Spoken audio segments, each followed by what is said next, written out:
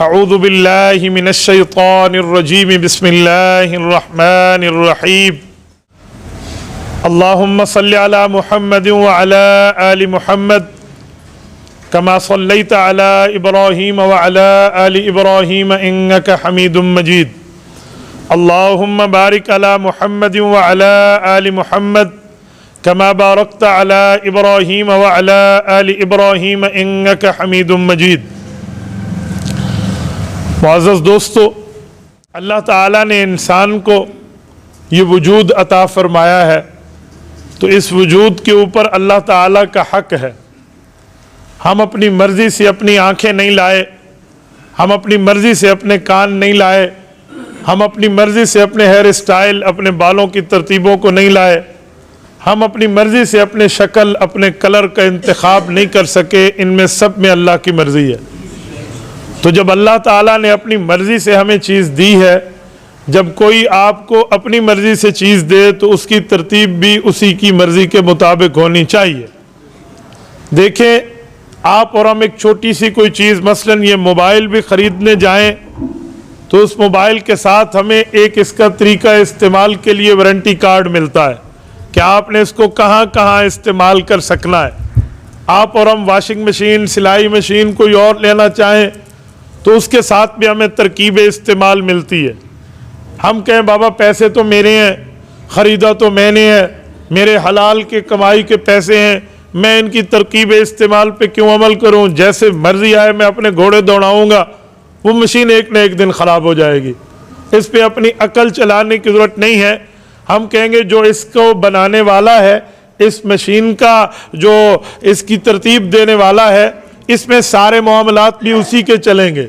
میرے دوستو، ہماری جسمانی مشین یہ جسم ہے، یہ جسم کیسے چلا ہے، اس جسم کا نظام آگے کیسے رہنا ہے اور اس جسم کے معاملات چلنے کیسے ہیں، یہ بھی اللہ تعالیٰ کی مرضی سے ہی ہونا ہے۔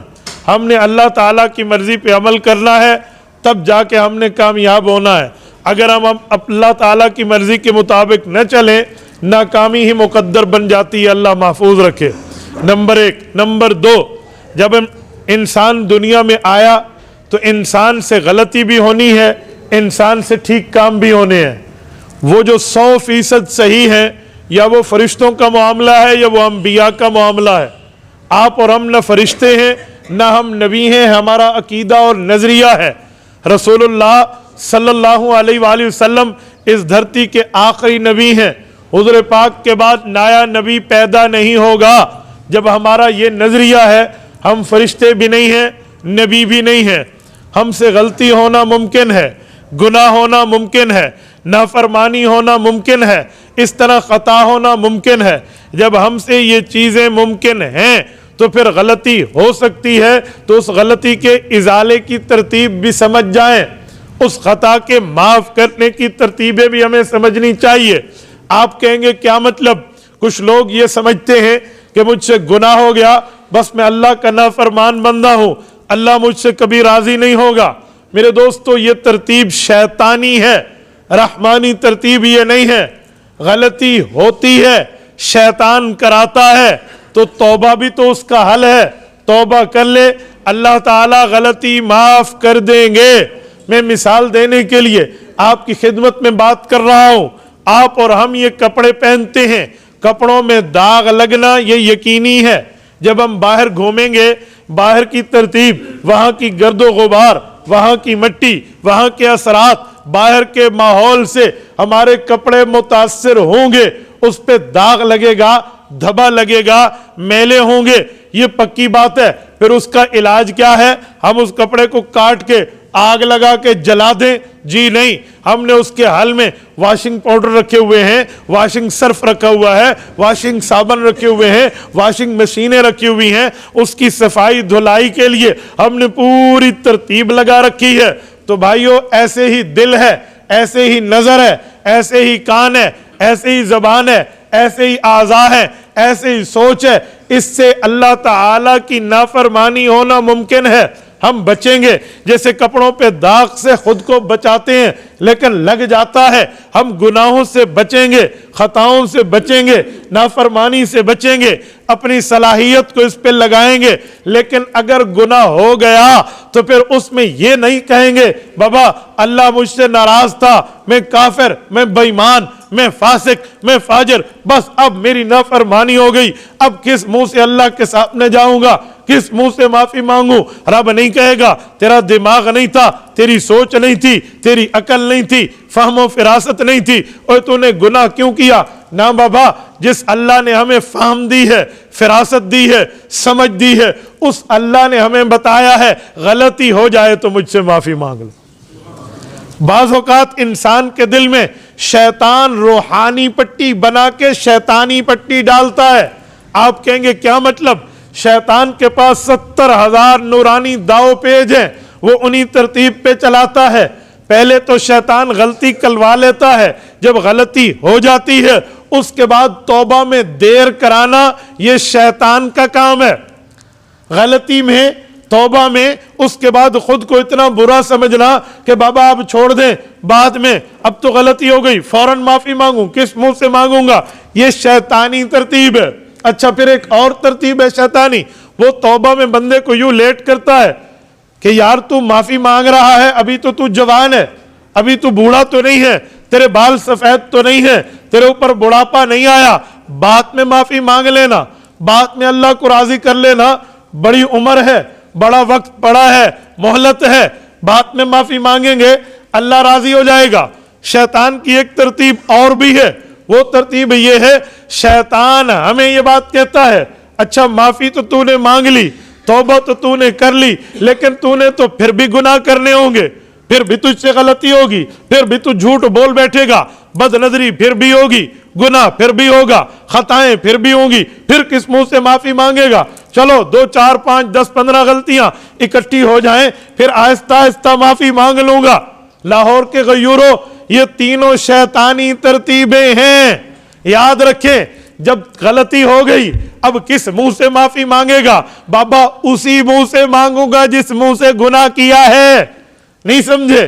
میں سمجھانے کے لیے ایک مثال آپ کی خدمت میں رکھتا ہوں. اگر میرا تھمب غلط لگا اور اس سے کوئی 2 نمبری ہو گئی تو وہی تھمب ٹھیک لگوا کے اپنے اکاؤنٹ کو صحیح بھی تو کر سکتا ہوں. یہ تھوڑی ہے اب کون سا انگوٹھا لگائے گا, بابا وہی لگاؤں گا. وہ کہتے ہیں نا کعبے کس منہ سے جاؤ گے, شرم تم کو مگر نہیں آتی. حضرت مولانا رشید احمد لدھیانوی رحمہ اللہ فرماتے تھے کعبے اسی منہ سے جاؤں گا, رو رو کے ان کو مناؤں گا, کیونکہ مجھے میرے رب نے یہ ترتیب سکھائی ہے. یہ کوئی تھوڑی ہے میں کوئی دوسرا منہ لے آؤں, چلو اس فیس کو ہٹا دوں, دوسرا یہ کوئی ماسک ہے کہ میں تبدیل کر لوں, اجی ایک ماسک خراب ہو گیا تو دوجا لے لو. نہ بھائی, میں اسی سے ہی جاؤں گا. اسی منہ نے گناہ کیا, اسی چہرے نے خطا کی, اسی زبان سے غلطی ہوئی, اسی جسم نے اللہ کی نافرمانی کیا, تو معافی بھی یہی مانگے گا. شیطان کی دوسری ترتیب, بڑی عمر پڑی ہوئی ہے, بعد میں معافی مانگ لینا, بعد میں توبہ کر لینا. ابھی بال کالے ہیں, جوانی ہے, ابھی کیا کرنا ہے, جوانی میں تو بندہ زندگی لائف انجوائے کرنا سیکھو. یہ پٹی جو ہمیں پڑھاتا ہے شیطان, یاد رکھے, اسے کہو ٹھیک ہے میں بعد میں توبہ کروں گا, مجھے گارنٹی کارڈ دے دے, ضمانت دے دے, اسٹیمپ پیپر اللہ سے لکھوا کے دے دے, میں نے اتنی عمر جینا ہے, میں نے اتنی عمر جینا ہے, مجھے لکھوا کے دے دے, یا میں اتنی عمر صحت مند رہوں گا, مجھ میں کوئی بیماری کوئی تکلیف اللہ بچائے لیکن نہیں آئے گی, یہ لکھوا کے دے دے, میں بالکل صحت مند رہوں گا, میں معافی مانگ لوں گا اسی وقت, جب تک تو ٹل ٹائم مجھے لکھوا کے دے دے گا. جب تیرے پاس ٹائم فریم بھی نہیں ہے, جب تیرے پاس یہ ضمانت ترتیب طے شدہ معاملات بھی نہیں ہے, تو پھر کس وجہ سے, کس بیس پہ, کس ریزن پہ, کس سبب پہ تو مجھے کہتا ہے کہ میں توبہ میں دیر کر لوں. اچھا اگر یہ بات ہے کہ جی مشاہدہ یہ ہے, دیکھا یہ ہے کہ عام طور پہ بندے کے اوپر اس وقت موت آتی ہے جب وہ بندہ بوڑھا ہوتا ہے. میں نے کہا سنیے جناب من, بندے میں اس وقت موت غالب آتی ہے بندے پہ جب وہ بوڑھا ہوتا ہے. تو کیا جوانوں کے جنازے ہم نے نہیں دیکھے؟ اگر بات یہی ہے کہ موت صرف بوڑھے آدمی کو آتی ہے تو پھر شریعت مرد عورت کا جنازہ دیتی, بچے نابالغ بچی نابالغہ کا جنازہ شریعت نہ سکھاتی، تعلیم نہ دیتی، سمجھ نہ دیتی، فہم و فراست ہمیں نہ دیتی. کیوں؟ بابا تم نے غلطی کر لی، اس کے بعد بچپن میں موت آتی ہے، تبھی تو موت میں نابالغ بچے کا جنازہ ہے، تبھی تو نابالغ کا رب العزت نے ہمیں، اللہ کے نبی نے ہمیں جنازہ سکھا دیا ہے. نابالغ کا جنازہ سکھانا اس بات کی دلیل ہے کہ اللہ تعالی موت کے وقت کو ہمارے سامنے مقرر کر کے چھپا دیتے ہیں. اس پہ یوں نہیں ہونا چاہیے اگر جی میں بعد میں توبہ کروں گا. اگر ایسا ہوگا تو پھر تو نابالغ کا جنازہ نہیں ہونا چاہیے تھا. نابالغ کا جنازہ اس بات کی دلیل ہے، اس بات کا انڈیکیٹر ہمیں اشارہ دے رہا ہے کہ بابا نابالغی میں بھی موت آ سکتی ہے، چھوٹی عمر میں بھی آ سکتی ہے، بلوغت میں بھی آ سکتی ہے، جوانی میں بھی آ سکتی ہے. ضروری نہیں آپ بڑھاپے اور اپنی موت اور اپنی جو ہے نا کیا کہتے ہیں بیماری کا انتظار کریں. ہاں دنیا میں آنے کی ترتیب اللہ نے رکھی ہے. وہ کیا ہے؟ دنیا میں آنے کی ترتیب ہے، پہلے دادا آئے گا، پھر اس کا بیٹا آئے گا، پھر اس کا پوتا آئے گا. یہ ترتیب آنے کی ہے. جانے کی ترتیب اللہ کے یہاں، ہماری ترتیب طے نہیں ہے. پہلے پوتا جا رہا ہوتا ہے، دادا جان ابھی گھر میں زندہ سلامت ہے، والد محترم بیٹھے ہیں، اولاد دنیا سے جا رہی ہوتی ہے.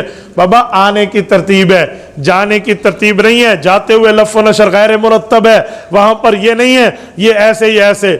یاد رکھیں ہم اپنی زندگی کی سانسیں گن کے لے آئے ہیں، کاؤنٹ ہو چکی ہیں کتنی سانسیں، کتنے بار دل دھڑکنا ہے وہ فگر کاؤنٹ ہو چکا ہے، کتنی بار نبض چلنی ہے یہ طے ہو چکا ہے، آنکھ نے پھڑکنا ہے معاملہ طے ہے.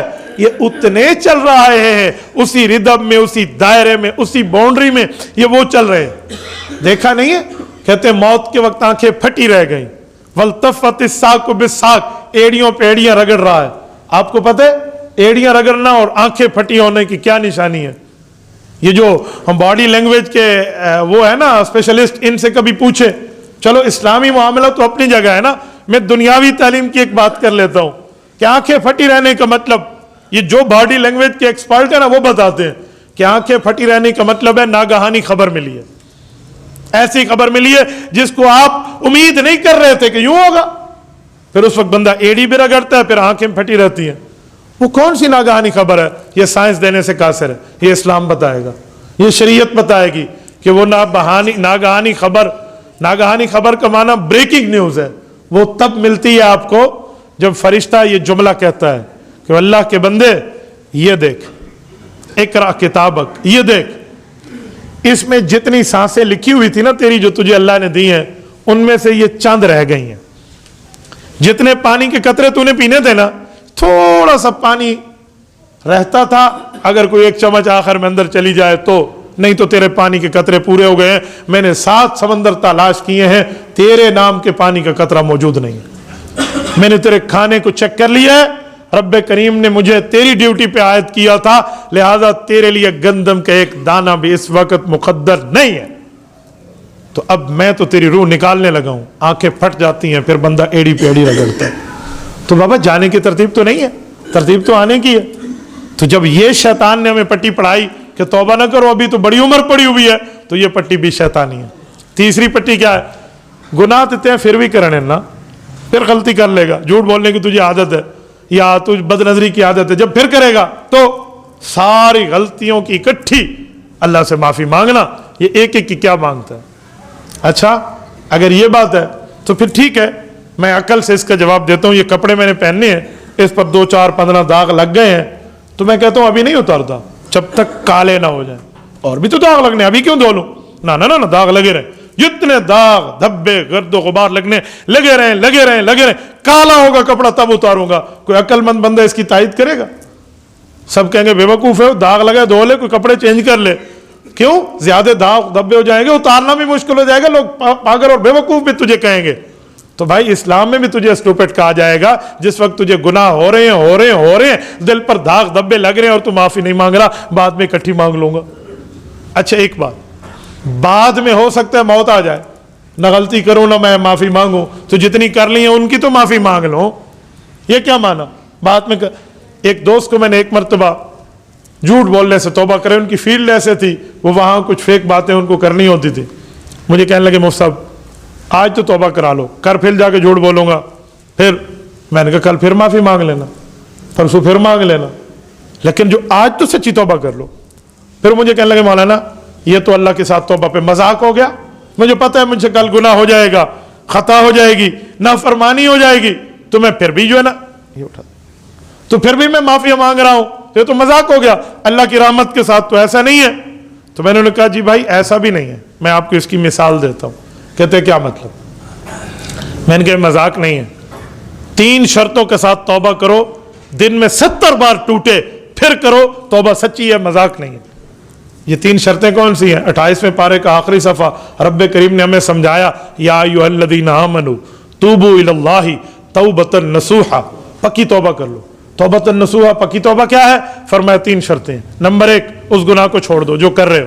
نمبر 2 اس کو غلط سمجھو اور اس پہ شرمندہ رہو. نمبر 3 آئندہ نہ کرنے کا ارادہ ہو کہ انشاءاللہ نہیں کروں گا. اگر ہو گیا تو پھر معافی مانگ لینا, اس وقت تو تمہیں شرمندگی ہو نا. التوبۃ ندم, حدیث پاک میں ندامت کا نام توبہ ہے.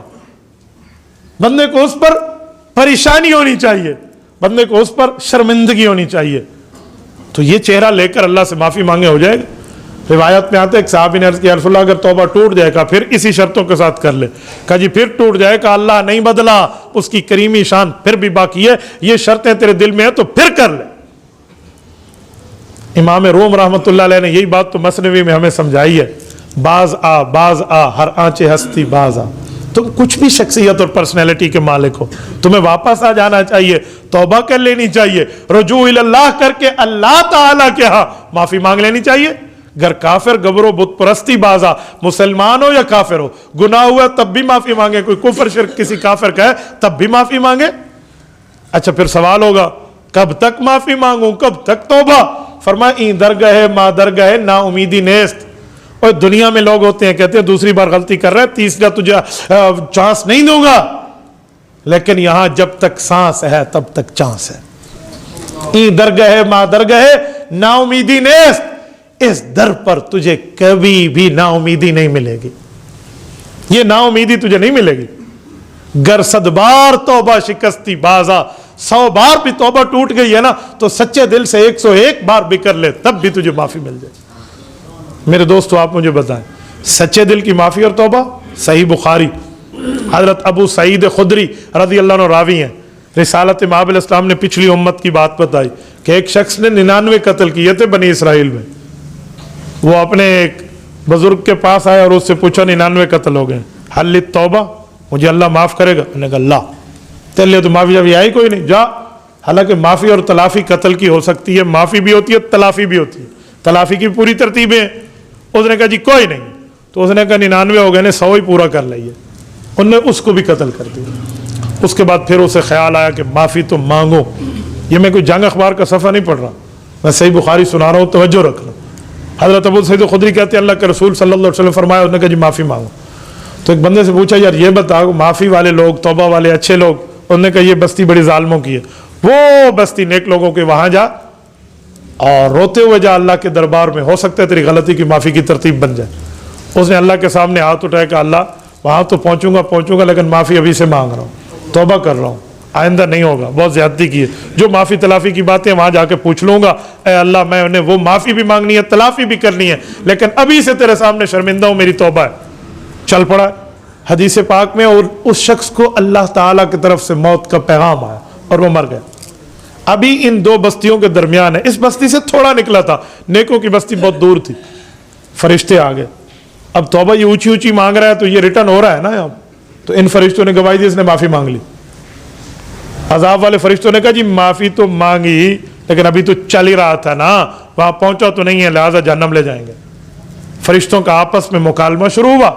رب کریم نے فرمایا اس مکالمے کا فیصلہ بہت آسان ہے, پیمائش کر لو, کیسو ما بینہما, تلاش کر لو تھوڑا, جس کو میں کہوں گوگل میپ سے آپ دیکھ لیں ذرا, ادھر کتنے کلومیٹر ہے, ادھر کتنے کلومیٹر ہے, چیک کر لیں. انہوں نے کہا جی ٹھیک ہے.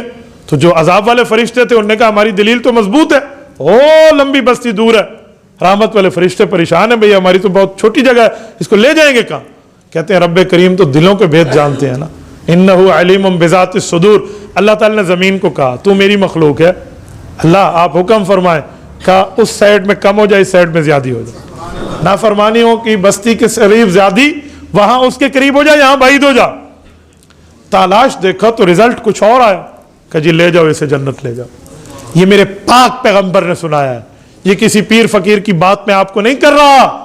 میرے دوستو یہ ہے توبہ کی ترتیب، اور ہمیں شیطان نے کیا پٹی بڑھا دی ہے، نا نا نا نا نا بعد میں کر لیں گے، بعد میں تو نے غلطی تو ہونی ہے، ابھی توبہ کر۔ کچھ معاملات ایسے ہوتے ہیں جس پر معافی مانگنی چاہیے، توبہ کرنی چاہیے۔ میں ایک سمجھانے کے لیے مثال دیتا ہوں، آپ میں سے کسی پر مجھے اعتراض مقصود نہیں ہے، آپ میں سے کسی بندے کو نشانہ بنانا مقصد نہیں ہے، میں سمجھانے کے لیے کہتا ہوں۔ میرے ایک جاننے والے تھے، ان کی شکل سنت کے مطابق نہیں تھی، میں نے ان کو بہت سمجھایا کہ اپنے چہرے کو رسالت مآب علیہ السلام جیسا چہرہ بنا لو۔ مجھے کہنے لگے مفتی صاحب میں جھوٹ بھی بولتا ہوں، بد نظری بھی کرتا ہوں، ایسی فیلڈ میں مارکیٹ میں بیٹھا ہوں جہاں مجھ سے گناہ ہوتے ہیں، اب داڑھی رکھ کے گناہ کروں، حضور پاک کو کیا منہ دکھاؤں گا قیامت میں کہ آپ کی سنت چہرے پہ تھی اور غلطیاں بھی کر رہا ہے؟ دیکھو کیسی شیطان نے پٹی پڑا۔ تو اس نے بڑے اخلاص سے مجھے بتایا، کوئی منافقت سے بھی نہیں بتایا، لیکن یہ ایک اچھی بات ہے، اس نے دل کی بات مجھ سے شیئر کر لی۔ میں نے کہا آپ نے بہت اچھا کیا، تو میں بھی آپ کو اس طرح کھلے دل سے جواب دوں گا۔ کہتے جی ہاں۔ میں نے کہا یہ بتائیں، آپ نے مجھے 3 گناہ بتائے، ایک تو آپ کا چہرہ، نمبر 2 بد نظری، نمبر 3 جھوٹ بولنا، یہی ہے؟ کہتے جی ہاں۔ میں نے کہا جب آپ داڑھی رکھ لیں گے، چہرہ سنت کے مطابق ہو جائے گا، پھر گناہ کتنے بچے؟ کہتے ہیں 2۔ میں نے کہا یہ تو بہت اچھا ہو گیا، اب آپ 2 گناہوں کی وجہ سے تیسرا بھی کر رہے ہیں، آپ یہ شکل سنت کے مطابق کر لیں، چلو 1 گناہ سے تو بندہ بچ گیا نا۔ کہتے پھر داڑھی کے ساتھ جو گناہ کروں گا تو کیا ضرورت ہے؟ داڑھی کے ساتھ بندے گناہ نہیں کر۔ میں نے کہا بالکل ٹھیک ہے، داڑھی کے ساتھ گناہ نہیں کرنا چاہیے، لیکن ہو گیا تو توبہ کریں۔ نہیں یہ حضور کی سنت سے غداری ہے۔ میں نے کہا اچھا، اگر تمہیں شیطان یوں کہے کہ کلمہ پڑا ہوا ہے، ایمان کے ساتھ گناہ کر رہا ہے، کل تو ایمان چھوڑ دے گا، اس نے یوں ٹیک لگائی سیٹ پہ، نہیں ایمان تو میں کسی صورت نہیں چھوڑوں گا۔ میں نے کہا نہیں، تیرے دل میں آئے ایمان کے ساتھ گناہ، واہ واہ واہ واہ، اللہ کو کیا منہ دکھائے گا، چھڑ دے ایمان نو۔ یہ تو نہیں ہو سکتا، ایمان پہ سودا بازی نہیں ہے۔ میں نے کہا سنت رسول پہ سودا بازی کیوں کر رہا ہے پھر؟ یہ شیطانی پٹی۔ یعنی اسے مجھے سمجھانے میں ایک ٹائم لگا، لیکن اللہ کا کرم، اللہ کا فضل، اس نے پھر سارے گناہوں سے آہستہ آہستہ توبہ کر لی۔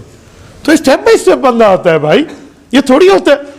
میرے دوستو، آپ میں سے کوئی دوست بیٹھا ہے، میں انہیں ایک بات سمجھاتا ہوں، ایک بات تو دل میں طے کر لینا کہ ہم سے گناہ ہو رہا ہے، بس اللہ توبہ کی توفیق دے، اللہ معافی کی توفیق دے، ایک نہ ایک دن اللہ آپ کو معافی کی توفیق دے دے گا، توبہ کی توفیق دے دے گا۔ لیکن جب ہم یہ کہیں نہیں میں تو ٹھیک کر رہا ہوں، میں تو خوبصورت لگ رہا ہوں، بس ایسے ہی ٹھیک ہے، تو سنت کی ہم مقابلے بازی میں آ گئے ہیں۔ پھر وہ کون سی توبہ ہوگی جو میں ٹھیک کام کی توبہ کروں؟ میں اس کام کو ٹھیک بھی سمجھوں تو توبہ مجھ سے نہیں ہوگی۔ پھر ہاں میں غلط سمجھوں، کہوں اللہ مجھے توفیق دے دے، میرے کچھ پرابلمز ہیں، میری کچھ مجبوریاں ہیں، اس وجہ سے یہ گناہ کر رہا ہوں، اللہ ایک دن مجھے معافی دے دے، یہ بندہ مسلمان بھی ہے اور اس کو معافی بھی ملے گی۔ علماء نے لکھا ہے کہ کوئی آدمی استحلالن گناہ کرتا ہے، استحلالن گناہ کسے کہتے ہیں؟ ہو گناہ اسے نیکی سمجھے۔ مثلا اللہ نہ کرے کوئی شراب پیے اور شراب پیتے وقت وہ کہتے آب زمزم ہے، یہ تو بہت پاک چیز ہے، اس کو تو پینا چاہیے، لائف انجوائے کریں، کوئی حرام نہیں ہے، اس کے دل میں اس کے حرام ہونے کی بات نہ ہو اور وہ گناہ کرے، فرمایا یہ گناہ گار نہیں ہے تو غیر مسلم ہو چکا ہے، کیونکہ اس نے اللہ کے حرام کو حلال کر لیا ہے۔ ہاں ایسا بندہ جو گناہ کر رہا ہے لیکن اس کے مائنڈ سیٹ میں ہے، اس کے دل میں ہے کہ ہے تو غلط، ہے تو گناہ، ہے تو نافرمانی، لیکن بس یاری دوستی میں بیٹھا ہوں یا کچھ بھی وجہ ہے، او پنجابی کہتے ہیں نا مکالا مل رہا میں، غلطی ہو رہا ہے، بس کر رہا ہوں، بس اللہ ایک دن معاف کر دے۔ فرمایا یہ بندہ گناہ گار تو ہے، کافر نہیں ہے، اسلام کی باؤنڈری سے باہر نہیں گیا۔ یہ بالکل اسلام اور کفر ایسے ساتھ ساتھ چلتے ہیں جیسے ہماری یہ سانس کی نالی اور خوراک کی نالی ساتھ ساتھ ہے۔ آپ یہ نہیں کہہ سکتے کہ بھئی اتنی چھوٹے سے فرق سے کفر و اسلام آ گیا۔ جی ہاں بھائی، ایسے ہی ہو سکتا ہے۔ قرآن کریم کہتے ہیں بین دم و فرث لبنا خالصا، میں نے تمہیں حلال جانور کو جو دودھ دی ہے، ایک طرف اس کا پیشاب پخانا ایک طرف خون ہے، درمیان سے میں نے تمہیں خون کے اور پیشاب پخانے کے درمیان سے خالص دودھ تمہیں دیا ہے۔ یہ رب فرماتے ہیں بین دم و فرث لبنا خالصا۔